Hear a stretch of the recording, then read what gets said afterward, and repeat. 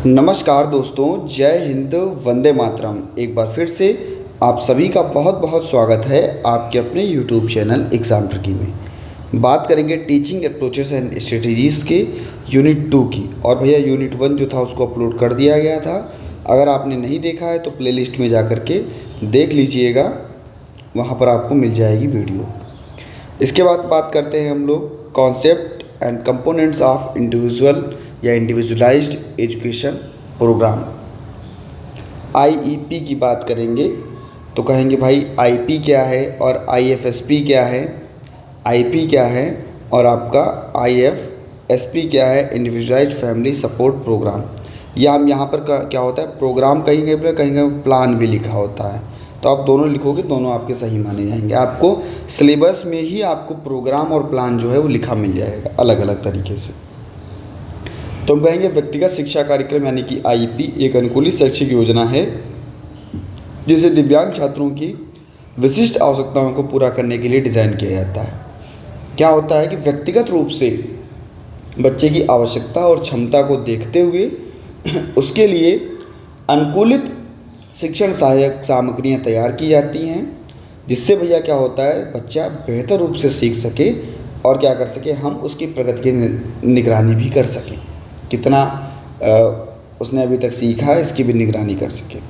इसमें दिव्यांग व्यक्ति शिक्षा अधिनियम ISDA के तहत संयुक्त राज्य अमेरिका भी शामिल है। यहाँ की अवधारणा और घटकों का अवलोकन अगर हम बात करेंगे तो कहेंगे भाई आईपी जो है यह एक कानूनी रूप से बाध्यकारी दस्तावेज है जो दिव्यांग बच्चों के सामान्य शिक्षा पाठ्यक्रम तक पहुँचाने और उनकी प्रगति के लिए आवश्यक शिक्षा सेवाएँ और सहायता की रूपरेखा तैयार करता है। बच्चे को क्या देना है, क्या शिक्षा देनी है, कैसे देनी सेवाएं हैं और भैया उनके लिए सहायता क्या है, उसकी रूपरेखा को तैयार करेगा। कार्यक्रम को व्यक्तिगत बनाया गया है क्योंकि प्रत्येक छात्र की विशिष्ट शक्तियां और चुनौतियां अलग अलग होंगी। कहेंगे भाई प्रत्येक बच्चा जो होता है, प्रत्येक स्पेशल चाइल्ड जो होता है वो अलग अलग होता है, उसकी शक्तियाँ अलग अलग होती हैं, उसकी चुनौतियाँ अलग अलग होती हैं। इसलिए उनके लिए क्या भैया किया जाता है, उनके लिए व्यक्तिगत रूप से जो प्रोग्राम है उसको तैयार किया जाता है, इससे उनको समानता मिल सके और बढ़ावा मिल सके। आईपी के घटक की बात करें तो कहेंगे प्रदर्शन के लिए वर्तमान स्तर, प्रदर्शन के लिए वर्तमान स्तर की अगर हम बात करते हैं तो सबसे पहले क्या किया जाता है कि बच्चे का आकलन किया जाता है। आकलन के आधार पर बच्चे का जो वर्तमान स्तर है, शैक्षिक उपलब्धि है, इसके बारे में पता लगाया जाता है और उसके बाद में क्या किया जाता है, इसका कार्यात्मक प्रदर्शन किया जाता है। बच्चे के लिए जो भी कह सकते हैं कि माता पिता से जो भी चीज़ें हमें लेनी वो भी हम जान लेते हैं, उनकी पृष्ठभूमि के बारे में भी जान लेते हैं, पारिवारिक इतिहास के भी बारे में जान लेते हैं, कैसे बच्चे में दिव्यांगता हुई ये भी जान लेते हैं। इसके बाद में जब जानने के बाद में हम क्या करते हैं, बच्चे का वार्षिक लक्ष्य निर्धारित करते हैं, यानी कि बच्चे में हम लोग टूल्स का प्रयोग करते हैं। उसके दौरान हम देखते हैं कि बच्चा कितना सीख रहा है, कितना सीख गया, कितना और सीखेगा। तो इसके लिए वार्षिक लक्ष्य हमें देखने को मिलता है, जिसमें विशिष्ट मापने योग्य शैक्षणिक और कार्यात्मक लक्ष्य जो है जिन्हें छात्र से 1 वर्ष के भीतर प्राप्त करने की अपेक्षा की जाती है कि भाई 1 वर्ष में कितना बच्चा जो भी शैक्षिक कार्य हैं या कार्यात्मक लक्ष्य हैं वो बच्चा 1 वर्ष में कितना प्राप्त कर लेगा। अब क्या किया जाता है, वार्षिक लक्ष्य के दौरान ही कुछ छोटे लक्ष्य या जिसको हम लोग लघुकालीन लक्ष्य बोलते हैं, लघुकालीन लक्ष्य वो बनाए जाते हैं। इसके तहत क्या किया जाता है कि इन्हीं गोल्स में से जो गोल बच्चा जल्दी सीख लेता है उन गोल्स को हम लोग लेकर के बच्चे को लघुकालीन लक्ष्य में, शॉर्ट टर्म गोल में बच्चे को सिखाते हैं, जो हम 3-3 महीने का जो समय होता है वो ले लेते हैं बच्चे से। इसमें विशेष शिक्षा सेवाएँ दी जाएंगी, यानी कि छात्रों को उनके लक्ष्यों को समर्थन करने के लिए जो भी सेवाएँ हैं वो निर्देशित की जाएंगी और बच्चे को बेहतर किया जाएगा। संबंधित सेवाएं बच्चे के लिए, मान लीजिए अगर बच्चे को उसके दौरान जब उसको प्रशिक्षित किया जा रहा है तो देखा जा रहा है कि अगर भाषा में कमी है तो भाषा चिकित्सा, व्यावसायिक चिकित्सा, परामर्श और भौतिक चिकित्सा की बात करते हैं तो ये अतिरिक्त सेवाएं जो हैं वो बच्चे को हम देते हैं। इसके लिए हम समायोजन और संशोधन करेंगे। छात्रों की व्यक्तिगत आवश्यकताओं को पूरा करने के लिए सीखने के माहौल को तैयार करना, पाठ्यक्रम और निर्देशात्मक तकनीकों में समायोजन को देखना। इसके बाद में क्या किया जाएगा, शिक्षा में भागीदारी बच्चे की जाएगी। बच्चे किन गतिविधियों को कैसे कर रहा है, कैसे समर्थित कर रहा है, इसके लिए रूपरेखा तैयार की जाएगी और बच्चे को हम क्या करेंगे, उसको हम रोजगार और स्वतंत्र जीवन यापन के लिए बेहतर बनाएंगे। उसकी लास्ट में हम क्या करते हैं कि बच्चे ने कितना सीखा, हम लोग उसकी प्रगति का मापन करते हैं और भैया उसको हम लोग जो भी सूचनाएं देनी होती हैं या जितना भी कुछ देना होता है वो हम दे देते हैं, जिससे क्या होता है कि बच्चा और सीख सके और बेहतर हो सके। माता पिता की भी भागीदारी बहुत ज़रूरी होती है, क्योंकि पता होता है कि भाई माता पिता की भागीदारी के बिना छात्र को हम ज़्यादा बेहतर नहीं कर सकते, क्योंकि सबसे ज़्यादा समय जो है माता पिता के साथ ही रहता है। तो उसके लिए जो भी उपयुक्त सेवाएं हैं वो देंगे माता पिता, जो इसमें भागीदारी बहुत आवश्यक होगी। समय रेखा और समीक्षा करना, आमतौर पर 1 वर्ष में कितना बच्चे ने सीखा, आमतौर पर बच्चे ने 3 महीने में कितना सीखा, तो इन सभी चीज़ों को हम समय निर्दिष्ट करके बता सकते हैं। इसमें हम कार्यान्वयन और महत्व की बात करेंगे, तो सहयोग की बात करेंगे तो आईपी के विकास में पेशेवरों, शिक्षकों, माता पिता और कभी कभी स्वयं के छात्र की जो टीम होती है वो शामिल होती है, जो शैक्षिक आवश्यकताओं को पूरा करने के लिए एक सहयोगी दृष्टिकोण सुनिश्चित करती है। इसमें कानूनी सुरक्षा, यानी कि विकलांग छात्रों के लिए कानूनी सुरक्षा प्रदान करना यह सुनिश्चित करता है कि उन्हें शैक्षिक सेवाएं और सहायता मिल सकें। इसमें निगरानी करना और समायोजन भी करना, बच्चे की निगरानी करना, छात्र की प्रगति की निगरानी करना, और जहाँ पर बच्चा नहीं सीख पा रहा है उसमें समायोजन करना। शैक्षिक परिणामों में निरंतर सुधार आपको देखने को मिलेगा। इसके बाद में हम लोग बात कर लेते हैं भैया, दूसरा है आपका इंडिविजुअलाइज्ड फैमिली सपोर्ट प्लान या प्रोग्राम, व्यक्तिगत पारिवारिक सहायता कार्यक्रम। जिन बच्चों में विकासात्मक देरी होती है उन बच्चों में या उन शिशुओं में परिवारों की सहायता जो है वो लेनी पड़ती है। अगर परिवार सहायक होते हैं तभी बच्चे क्या करते हैं, उनको हम बेहतर रूप से और बेहतर सिखा सकते हैं। आईएफएसपी की अवधारणा की बात करें तो कहेगा कि परिवार केंद्रित दृष्टिकोण, यानी कि बच्चों के विकास के लिए परिवार क्या करेगा, महत्वपूर्ण भूमिका को निभाएगा। प्रारंभिक हस्तक्षेप सेवाओं पर ध्यान केंद्रित करेगा और बच्चे के विकासों को बढ़ावा देगा। परिवार में जो बच्चे की ज़रूरतें हैं उनकी समझ करके उसको क्या किया जा सकेगा, पूरा किया जा सकेगा। इसके बाद हम बात करते हैं इसके घटकों की। कहते हैं आईएफएसपी के घटक क्या होंगे, तो हम कहेंगे बच्चे के विकास का वर्तमान स्तर। वर्तमान स्तर में बच्चे के शारीरिक स्तर कैसा है, संज्ञानात्मक स्तर कैसा है, संचार का स्तर कैसा है, सामाजिक भावात्मक स्तर कैसा है, इन सभी डोमेन्स के बारे में, बच्चे के वर्तमान क्षमताओं के बारे में उसका मूल्यांकन कर लेते हैं, इसकी जानकारी प्राप्त कर लेते हैं। इसके बाद में जो भी पारिवारिक जानकारी और चिंताएं होंगी, कहेंगे बच्चे के विकास और परिवार तथा समुदाय की गतिविधियों में भागीदारी से संबंधित पारिवारिक प्रथाएं और चिंताओं को हम क्या करेंगे, इसको पहचानेंगे। देन हम क्या कर सकते हैं कि पारिवारिक जो भी परिणाम हैं उसको प्राप्त कर सकते हैं। जो भी बच्चा किस योग्य है, उसके उद्देश्य क्या हैं, उसकी ज़रूरतें क्या हैं, कैसा विकास हो सकता है, कितना विकास बच्चे में हो सकता है, कितना समर्थन हम बच्चे को देंगे, ये सारी सेवाएं। इसके बाद में हम क्या करते हैं, बच्चे को प्रारंभिक हस्तक्षेप देते हैं। जब हमने जांच कर ली कि भाई बच्चे में क्या दिक्कत है, क्या है, कुछ है, तो हम क्या करते हैं, बच्चे के लिए हम प्रारंभिक हस्तक्षेप देते हैं। प्रारंभिक हस्तक्षेप सेवाओं में स्पीच थेरेपी, व्यावसायिक चिकित्सा, शारीरिक चिकित्सा, विकासात्मक हस्तक्षेप, ये सभी जो हैं वो लागू होते हैं। और इसमें सेवा समन्वयक की बात की जाती है कि भैया एक सेवा समन्वयक की नियुक्ति जो परिवार के लिए संपर्क के विभिन्न केंद्रीय बिंदु के रूप में कार्य करता है। कुछ ऐसी एजेंसियां हैं जिसमें पेशेवरों के बीच सेवाओं और सहायता का समन्वय सुनिश्चित करती है। प्राकृतिक वातावरण, बच्चे की उम्र के साथियों के लिए प्राकृतिक और सामान्य सेटिंग में सेवाओं के लिए जो भी कह सकते हैं हम लोग घर आधारित, समुदाय आधारित, चाइल्ड केयर सेटिंग, ये सभी चीज़ें होती हैं। और हम संक्रमण योजनाओं की बात करें तो कहते हैं कि भाई जब प्री स्कूल में बच्चा जाता है तो उसके लिए जो भी सेवाएं दी जाएं, इसका निरंतर मूल्यांकन किया जाए और भैया इनके लिए समर्थन भी दिया जाए। तो ये सारी चीज़ें आपकी आईएफएसपी में आपको देखने को मिलती हैं। इसमें विकास का कार्यान्वयन क्या होगा, तो कहेंगे टीम दृष्टिकोण में बच्चे के परिवार, प्रारंभिक हस्तक्षेप सेवाओं प्रदाताओं और प्रासंगिक पेशेवरों सहित एक टीम जो है वो शामिल की जाएगी। इसमें परिवार केंद्रित होगा, जो भी परिवार का निर्णय होगा वो, योजना बनाने का निर्णय होगा वो, इसमें बच्चे की ताकत और ज़रूरतों के आधार पर अंतर्दृष्टि निकाली जाएगी। व्यक्तिगत ज़रूरतें बच्चे की विशिष्ट आवश्यकताओं के अनुरूप यह सुनिश्चित करता है कि सेवाएं और सहायता उसकी परिस्थितियों और प्राथमिकताओं के अनुरूप हों। IFSP का महत्व क्या होगा?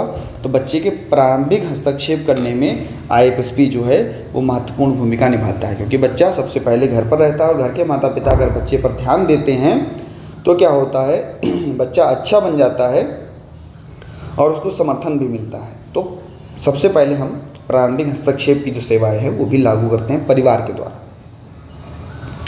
परिवार सशक्तिकरण में भी परिवार के पास कोई ज्ञान नहीं है, कोई कौशल नहीं है, संसाधन नहीं है, तो ऐसे परिवारों को क्या किया जाता है, सशक्त बनाया जाता है, जिससे कि वे भी आगे कार्य कर सकें। और सेवाओं का समन्वय, यानी कि ऐसी सेवाएं जो बच्चे को सहयोग के रूप में नहीं मिल पा रही हैं, परिवार के लिए व्यापक एकीकरण में सहायता और सुनिश्चितता देखने को मिलती है। IFSP एक व्यापक योजना है जो न केवल विकलांग शिशुओं और बच्चों की विकासात्मक अवस्थाओं को संबोधित करती है, बल्कि परिवारों को सहायता और सशक्त बनाती है। प्रारंभिक हस्तक्षेप परिवार केंद्रित देखभाल पर ध्यान केंद्रित करते हैं। IFSP का उद्देश्य विकासात्मक परिणामों को अनुकूलित करना और बच्चों और उनके परिवारों के लिए क्या करना, जीवन की गुणवत्ता को बढ़ाना।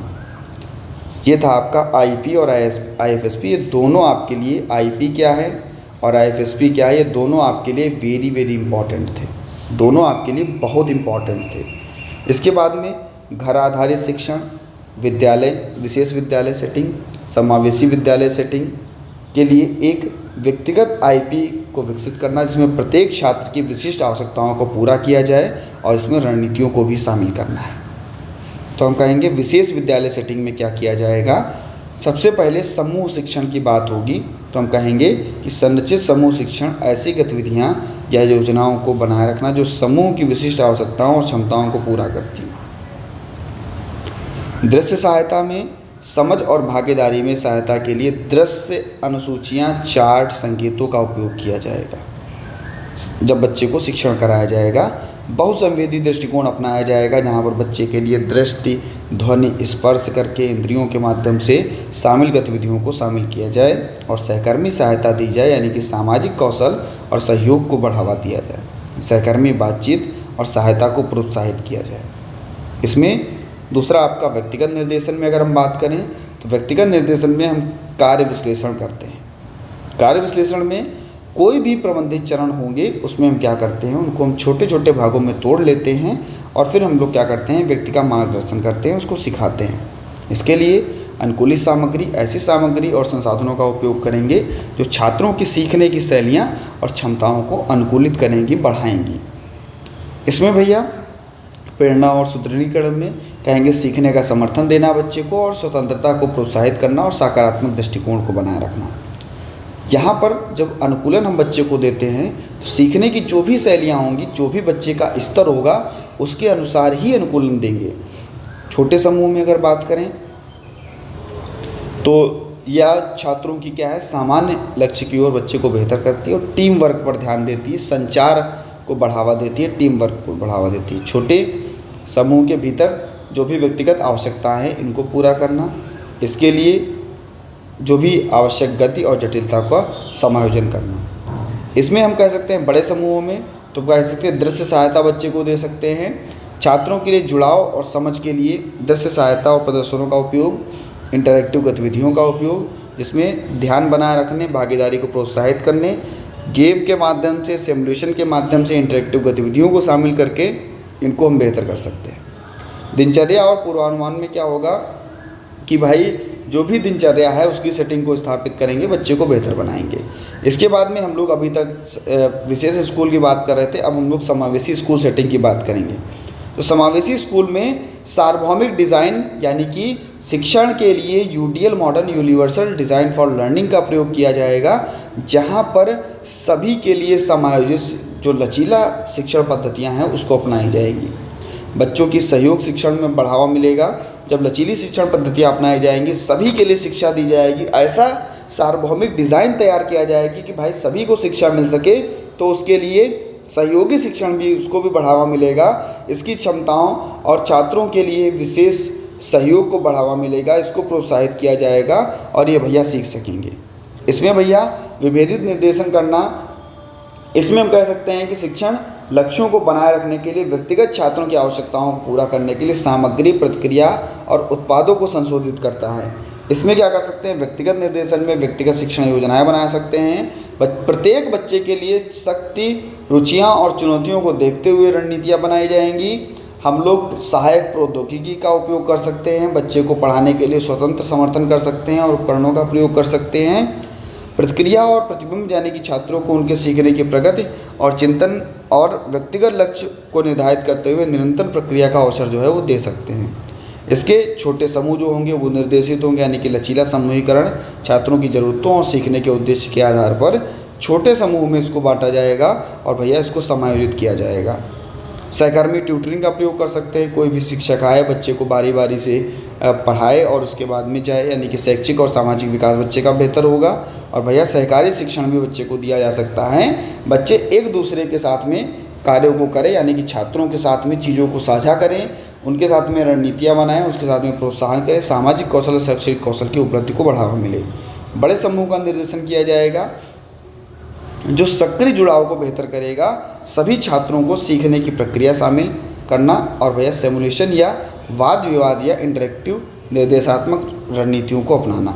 इसमें आपका स्कैफोल्डिंग निर्देशन जो होगा वो दिया जाएगा। बच्चों को बड़े समूह में गतिविधियों को शामिल करते हुए उसकी पहुंच को बेहतर किया जाएगा और भैया विभेदित कार्य किए जाएंगे, इसकी क्षमताओं को बेहतर किया जाएगा। इसके बाद घर आधारित शिक्षण कार्यक्रम की बात करें तो घर आधारित शिक्षण कार्यक्रम में व्यक्तिगत निर्देशन क्या होगा, परिवार का सहयोग।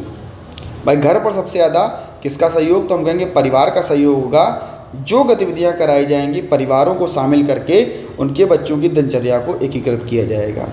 इसमें दूरस्थ संसाधन यानी कि ऑनलाइन प्लेटफॉर्म के माध्यम से, डिजिटल सामग्री के माध्यम से, आभासी उपकरणों के माध्यम से पहुंच को बढ़ाया जाएगा और सीखने के उद्देश्य को बेहतर बनाया जाएगा। इसमें नियमित संचार करना यानी कि प्रगति का अपडेट करना, चुनौतियों का निवारण करने के लिए आवश्यकता रणनीतियों और समायोजित करके परिवारों के लिए नियमित संचार बनाए रखना। अनुकूलित रणनीतियाँ यानी कि व्यक्तिगत शेड्यूल, यानी एक व्यक्ति शेड्यूल बनाए जो कि ताकत, रुचि और ध्यान अवधि पर विचार करता हो, इसके लिए ब्रेक और बदलाव में अनुमति मिल सके। हम कह सकते हैं हाथों से की जाने वाली गतिविधियाँ भी कराई जा सकती हैं, जिससे बच्चे का क्या होगा, सेंसरी इम्पेयरमेंट बेहतर होगा और बच्चे के सीखने के अवसर बेहतर मिलेंगे। सामग्रियों को हम लोग और सुगम बना सकते हैं। हम क्या कर सकते हैं, लचीला मूल्यांकन कर सकते हैं। बच्चे के लिए जो भी गतिविधियाँ होंगी उनके वातावरण को समायोजित करके उनका डाटा एकत्रित करेंगे, अवलोकन करेंगे और डिजिटल पोर्टफोलियो बच्चे का तैयार करेंगे। इन रणनीतियों के माध्यम से हम विशेष विद्यालय, समावेशी विद्यालय, इन सभी चीज़ों को हम लोग क्या कर सकते हैं, इन सभी के माध्यम से व्यक्तिगत शिक्षा कार्यक्रम बना करके बच्चे का विकास कर सकते हैं। इसके बाद में हम बात करें क्लासरूम मैनेजमेंट की, यानी कि कक्षा प्रबंधन रणनीतियों की। क्लासरूम मैनेजमेंट की बात करते हैं। फिर हम लोग भैया पॉजिटिव बिहेवियर इंटरवेंशन स्ट्रेटजीज़ की बात करते हैं, जिसको हम लोग PBIS बोलते हैं। तो ये भी आप लोग याद कर लीजिएगा, है ना, ये भी आप लोग याद कर लीजिएगा, तभी बेहतर होगा। तो सबसे पहले हम लोग बात करेंगे क्लासरूम मैनेजमेंट में। सबसे पहले टीम टीचिंग की बात करेंगे। टीम टीचिंग की बात जब करते हैं तो कहते हैं टीम टीचिंग या टीम शिक्षण 2 या 2 से अधिक शिक्षक छात्रों के एक समूह की योजना बनाने, निर्देशन देने और मूल्यांकन करने में सहयोगी होते हैं। इसमें रणनीतियाँ क्या होती हैं, कहते हैं समन्वित योजना को बनाना। शिक्षक क्या करते हैं, एक साथ पाठों को योजना को बनाएंगे और सुनिश्चित करेंगे कि बच्चे की भूमिका और जिम्मेदारी क्या है। इसके लिए जो भी निर्देशन है उसको साझा करेंगे। शिक्षक पाठ के विभिन्न भागों का नेतृत्व करके छात्रों के विभिन्न समूहों को निर्देशित करेंगे। इसके लिए छात्र जो सहायक वातावरण है उसको बढ़ाना, सहायक वातावरण, कक्षा वातावरण को बेहतर बनाना, इसके साथ सामंजस्यपूर्ण कार्य को करना और भैया शिक्षण की शैलियों को बेहतर करना। इसमें हम लोग कह सकते हैं शैडो शिक्षण। शैडो शिक्षण में क्या होता है, जिसको हम लोग देखिए यहाँ पर शैडो ही लिखा होगा, शैडो टीचिंग की बात कर रहा है, शैडो शिक्षण की बात कर रहा है। तो हम कहेंगे छाया शिक्षण या शैडो शिक्षण में एक शिक्षक सहायक या सहायक जो होता है वो शामिल होता है। बच्चे के लिए एक जो शिक्षक होगा वो सहायता के रूप में शामिल किया जाएगा, जो कक्षा के वातावरण को विशिष्ट शिक्षण आवश्यकताओं वाले छात्र को अवलोकन करने के लिए समर्थित किया जाएगा। इसमें जो छाया शिक्षण है, समय पर हस्तक्षेप और समर्थन प्रदान करने के लिए व्यवहार के जो भी छात्र के व्यवहार और सीखने के पैटर्न है इसको अवलोकन करेगा। इसके लिए कक्षा शिक्षण के साथ सहयोग बनाना, जिसमें छात्र की IP व्यक्तिगत आवश्यकताओं के साथ में जो भी रणनीतियाँ हैं इनको शिक्षक को मिला करके काम करें और क्या भैया दे, स्वतंत्रता को बढ़ावा दे। जैसे जैसे कक्षा में कार्यों और अंतःक्रियाओं को प्रतिबंधित किया जाए, आत्मविश्वास को बढ़ाया जाए तो स्वतंत्रता प्राप्त भी की जा सकती है और धीरे धीरे सहायता बनाई जा सकती है। सहकर्मी ट्यूटरिंग की बात करें, अनपीयर ट्यूटरिंग की बात करें या कोई, तो इसमें कहेंगे भाई सहकर्मी ट्यूटरिंग में छात्रों को एक दूसरे को पढ़ाना, पीयर बना करके एक ग्रुप बना करके पढ़ाना, यानी कि ये आपका कहलाता है सहकर्मी ट्यूटरिंग। उसके सीखने में सहायता देता है, जो जैसे मान लीजिए इसमें क्या होगा, जोड़ी बना करके प्रशिक्षित किया जाएगा। बच्चों की ताकत और ज़रूरतों के आधार पर उन्हें तकनीकों में शामिल किया जाएगा, उन्हें प्रशिक्षित किया जाएगा और संरचित सत्र जो है वो जारी किया जाएगा। ट्यूटरिंग में क्या होगा, सत्रों के लिए स्पष्ट अपेक्षाएं और दिशा निर्देश जो है वो प्राप्त किया जाएगा, सुनिश्चित कर सकेगा भैया उनका उत्पाद और सहायता क्या है। प्रतिक्रिया तंत्र में छात्रों को सीखने और समझ के लिए बढ़ावा देना, रचनात्मक प्रतिक्रिया को बढ़ावा देना और उसको प्रोत्साहन करना। सहकारी शिक्षण में क्या होगा, कहेंगे सहकारी शिक्षण में साझा करने के लिए लक्ष्यों को प्राप्त करने के छोटे समूह में एक साथ काम करने के लिए छात्र शामिल किए जाते हैं। इसमें हम कह सकते हैं अलग अलग क्षमताओं वाले छात्रों को सहकर्मी सीखने और उसको बढ़ावा देने के लिए विषम समूह बनाए जाते हैं। कोई छात्र ऐसा होता है जिसको बहुत कुछ आ रहा होता है, कोई ऐसा होता है जिसको नहीं आ रहा होता है, तो ऐसे समूहों का यहाँ पर निर्माण किया जाता है जो सभी की एक दूसरे की देखभाल कर सके। इसमें सक्रिय भागीदारी, बच्चों को प्रोत्साहन करना और भैया जो भी सुविधा करता है रिकॉर्डिंग और टाइम कीपर है इसको बेहतर करना। इसमें हम बात कर सकते हैं आपके PBIS की, सकारात्मक व्यवहार हस्तक्षेप की रणनीतियाँ। तो हम कहेंगे भाई ये क्या होगा, आपका PBIS सभी छात्रों के सामाजिक, भावनात्मक, शैक्षिक कौशलों को जो है वो सफलता प्रदान करता है और व्यवहार समर्थन और सामाजिक संस्कृति को स्थापित करके सक्रिय दृष्टिकोण बनाता है। रणनीतियाँ क्या होंगी, स्पष्ट व्यवहार अपेक्षा जो स्थापित करें और सिखाए, यानी कि सकारात्मक रूप से इसको हम बेहतर कर सकें और समझ में उसको आसानी दे सकें। सकारात्मक दृष्टिकोण यानी कि सकारात्मक व्यवहार और अपेक्षाओं के पालन को सुदृढ़ करने के लिए पुरस्कार और मान्यता को बढ़ावा देना। इसके संगत परिणाम में अनुचित व्यवहार के लिए निष्पक्ष और सुसंगत परिणाम लागू करना, यह सुनिश्चित करने के लिए वे स्कूल की अनुशासनात्मक रणनीतियों के अनुरूप हों। डेटा संचालित करने में निर्णय, यानी कि जो भी छात्र व्यवहार हैं इनका हम कह सकते हैं डेटा संचालित कर सकते हैं, उनकी रणनीतियों के बारे में जान सकते हैं और डेटा का उपयोग करके हम बच्चे को और बेहतर कर सकते हैं। परिवार में भागीदारी क्या होगी PBS की, तो कहेंगे परिवार में बच्चों के समर्थन के लिए, परिवारों के समर्थन के लिए परिवारों को व्यापक और भैया स्कूल समुदाय को बच्चे को शामिल करना। इसके लिए कार्यान्वयन नियुक्त की जाएगी।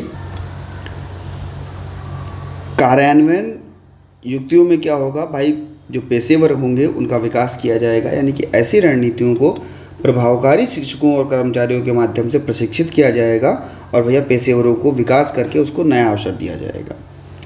हम क्या करेंगे, निरंतर निगरानी करेंगे छात्रों की और कर्मचारियों को क्या करेंगे, कर्मचारियों से छात्रों के बराबर फीडबैक लेते रहेंगे, बराबर निगरानी करते रहेंगे। इसके माध्यम से बच्चे जो हैं वो प्रतिभाशाली हो सके, नियमित रूप से बच्चे की निगरानी करके उसका मूल्यांकन किया जा सके। लचीलेपन को भी ध्यान में रखेंगे, यानी कि समावेशिता और प्रभावशीलता सुनिश्चित करने के लिए जो छात्रों की ज़रूरतें हैं उनके अनुसार बच्चे को हम गतिशील बनाएंगे। ऐसी रणनीतियों को अपनाएंगे जो भैया बच्चे की गतिशीलता को बढ़ाएं और सरल तरीके से बच्चा सीख सके। यहाँ पर शैक्षिक, सामाजिक और भावात्मक रूप से इसको हम विकसित कर सकते हैं। 2.4 की बात करते हैं तो कहते हैं उच्च सहायता आवश्यकता वाले जो बच्चे हैं इनको पढ़ाने के लिए जो भी टीचिंग स्ट्रेटजीज़ होंगी इंडिविजुअल, उसकी हम लोग बात करेंगे। तो हम कहेंगे इनके लिए हम भैया अनुकूलित सामग्री का प्रयोग करते हैं। जो भी अनुकूलित सामग्री होगी विभेदित निर्देशन में कहेंगे कि भाई सीखने के लिए क्षमता को बेहतर करना और संशोधित सामग्री को लागू करना, बच्चे की व्यक्तिगत शक्तियाँ, आवश्यकता और रुचि के अनुसार क्या करना, उसको तैयार करना और भैया बच्चे को दृश्य सहायता देना, चार्ट के माध्यम से, शेड्यूल के माध्यम से, इन सभी के माध्यम से बच्चे को दृश्य सहायता देना। बच्चे का बहुसंवेदी दृष्टिकोण के अंतर्गत आपका बच्चे को जोड़ो तोड़ो यानी कि इंद्रियों के माध्यम से, दृश्य, श्रव्य और स्पर्श इंद्रियों के माध्यम से बच्चे को सिखाना और बच्चों की अवधारणाएं और इसकी समझ को जो है वो सुविधाजनक बनाना, जिससे कि बच्चा बेहतर रूप से सीख सके। बच्चे के लिए संरचित वातावरण बनाना, इसमें बच्चे के लिए जो भी स्थिरता है उसका पूर्वानुमान प्रदान करके एक दिनचर्या और सुसंगत अपेक्षाएं हैं उसको शामिल करना। इसमें संरचित वातावरण, स्थिरता और पूर्वानुमान प्रदान करके एक स्पष्ट दिनचर्या और सुसंगत अपेक्षाएं स्थापित करना। इसमें संरचित वातावरण, स्थिरता और पूर्वानुमान प्रदान करने के लिए दिनचर्या और अपेक्षाएं स्थापित करना, विभिन्न सहायता छात्रों को बदलाव के लिए गतिविधियों का अनुमान लगाने में मदद करना और भैया दृश्य अनुसूचियाँ और टाइमर का उपयोग करना। इसमें क्या करना, बच्चे के लिए पुनरावृत्ति करना, बार बार अभ्यास करा करके, लगातार अभ्यास करा करके बच्चे को सिखाना, जिससे बच्चे में प्रगति होगी तो बच्चा प्रोत्साहित होगा तो बच्चा और बेहतर कार्य करेगा और उसकी हमें प्रशंसा करनी, सकारात्मक सुदृढ़ीकरण बच्चे का करना है। इसमें सहायक प्रौद्योगिकी का उपयोग करेंगे, यानी कि बच्चे को स्वतंत्र बनाने के लिए हम लोग भाषा के सॉफ्टवेयर, संचार उपकरण, अनुकूली बोर्ड, इनको सबको एकत्रित करेंगे और बेहतर बनाएंगे। इसमें सहायक प्रौद्योगिकी का जो है वो बेहतर हो सके, बच्चे के लिए शिक्षण है जो वो बेहतर हो, भैया सहायता बच्चे को मिल सके। सहयोग और संचार में हम लोग कह सकते हैं कि व्यक्तिगत शैक्षिक योजनाएं और व्यवहार हस्तक्षेप की योजनाएं जो हैं वो लागू की जाएंगी। शिक्षकों के लिए सहायता और कर्मचारियों के लिए भी सहायता, इसको भी बढ़ावा मिले। इससे क्या होगा, छात्रों की ज़रूरतों का हम लोग प्रबंधन कर सकते हैं, रणनीतियों और चुनौतियों को हम लोग साझा कर सकते हैं। इसमें सकारात्मक व्यवहार समर्थन, बच्चे को हम लोग PBIS का समर्थन देंगे। उसमें जो भी व्यवहार होगा वो प्रभावी हो सके, सकारात्मक व्यवहार का हस्तक्षेप हो सके और भैया रणनीतियाँ लागू हो सके। इसमें कौशल व्यवहार को बेहतर करना, दृश्य संकेतों को बेहतर करना और सामाजिक कहानियों को निभाना। संवेदी विचार में बच्चे की जो भी संवेदनाएं हैं उनकी रणनीतियों को निभाना, संवेदी अनुकूलन वातावरण बनाना। इसमें व्यक्तिगत लक्ष्य का मूल्यांकन करना, बच्चे के लिए IP बनाना, मापने योग्य जो भी लक्ष्य है उसका निर्धारण करना, प्रगति की निगरानी करना और रणनीतियों के माध्यम से समायोजित करके मूल्यांकन और डेटा को एकत्रित करना। तो ये सारी चीज़ें आपको यहाँ पर देखने को मिलती हैं, जो रणनीतियाँ हम लगातार बच्चे को लागू करके शिक्षक और समावेशी और हम कह सकते हैं सहायक शिक्षण वातावरण का हम बेहतर कर सकते हैं। उच्च समर्थन बच्चे को मिलेगा, बच्चा बेहतर होगा, पूरी तरीके से अच्छा हो सकेगा। बात करते हैं भैया teaching strategies for learning in inclusive schools, यानी कि आपकी UDL की बात होगी और डिफरेंशिएटेड इंस्ट्रक्शन की बात होगी। तो हम बात करेंगे यूनिवर्सल डिज़ाइन फॉर लर्निंग की। देखिए, यूनिवर्सल डिज़ाइन फॉर लर्निंग यह एक शैक्षिक ढांचा होगा जिसमें सभी चीज़ों को काफ़ी फ्लेक्सिबल बनाया जाएगा, ऐसी सामग्रियों को काफ़ी फ्लेक्सिबल बनाया जाएगा, आकलनों को काफ़ी फ्लेक्सिबल बनाया जाएगा, जिससे सभी छात्र समान रूप से सीखने के अवसर उनको प्रदान हो सके। इनमें जो भी रणनीतियाँ होंगी तो हम कहेंगे बच्चों के लिए रणनीतियाँ, बच्चों को ऑडियो वीडियो के माध्यम से, बच्चे के लिए असाइनमेंट गतिविधियों के माध्यम से, बच्चे को हम लोग बोल करके, लिखा करके, बच्चे को हम लोग इन चीज़ों के माध्यम से क्या कर सकते हैं, समर्थित कर सकते हैं, बेहतर कर सकते हैं। इसमें आपका दूसरा आपका विभेदित निर्देशन DI इसको हम लोग बोलते हैं। कहेंगे यह एक ऐसा दृष्टिकोण जहाँ शिक्षक एक ही कक्षा में विविध शिक्षण आवश्यकताओं को समायोजित करने के लिए शिक्षण विधियों और सामग्रियों को सक्रिय रूप से समायोजित करें। यहाँ पर क्या करेगा शिक्षक, एक ही कक्षा में जो विविध शिक्षण आवश्यकता वाले बच्चे हैं उनको समायोजित करके एक ही शिक्षण विधि का उपयोग करें, जैसे कि आपको आपके UDL में देखने को मिल रहा था। इसमें क्या होगा, छात्रों की तत्परता के आधार पर अलग अलग पढ़ने के स्तर, संसाधन जो हैं वो प्रदान किए जा सकेंगे।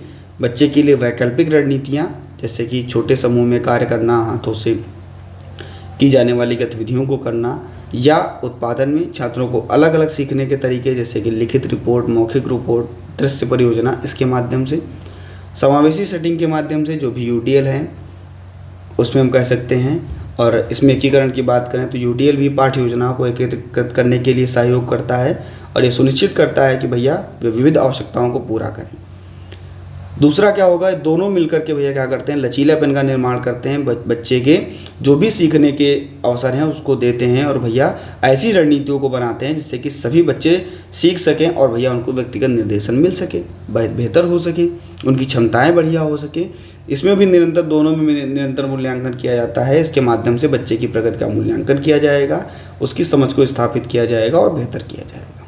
UDL और आपका कह सकते हैं कि भैया DI, ये सभी मिलकर के शिक्षक समावेशी जो वातावरण है उसको बना सकेंगे, सभी के लिए जो भी क्षमताएं हैं उनको विकसित कर सकेंगे और सीखने की शैलियों के आधार पर बच्चे को आगे बढ़ा सकेंगे, सफल बना सकेंगे। तो इस प्रकार से आपका दूसरा यूनिट भी जो था वो समाप्त होता है। बहुत जल्द कोशिश करूँगा आपको तीसरा यूनिट भी मिल जाए। मिलता हूँ भैया नेक्स्ट वीडियो में, बने रहिएगा आपके अपने चैनल एग्जाम ट्रिकी पर। धन्यवाद।